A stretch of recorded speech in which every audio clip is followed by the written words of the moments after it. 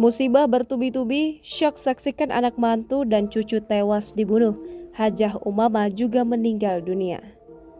Keluarga besar Sarifuddin mendapat ujian berat secara bertubi-tubi.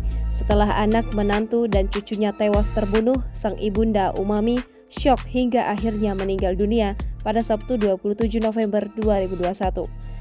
Jenazah yang disemayamkan di kediaman Sarifuddin meliputi Sari binti Sarifuddin, Erni binti Sarifuddin, Henry Jaya cucu Sarifuddin, Endang menantu Sarifuddin, serta Umami istri Sarifuddin.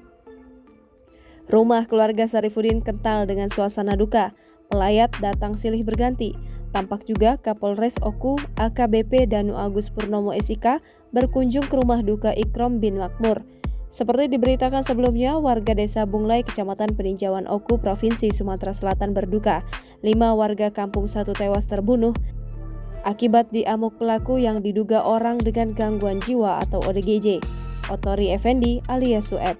Peristiwa menggegerkan itu terjadi pada Jumat 26 November 2021 pukul 16.30 di Kampung 1, Desa Bunglai, Kecamatan Peninjauan, Kabupaten Ogan Komering Ulu, Provinsi Sumatera Selatan. Jangan lupa subscribe, share, komen, dan like ya!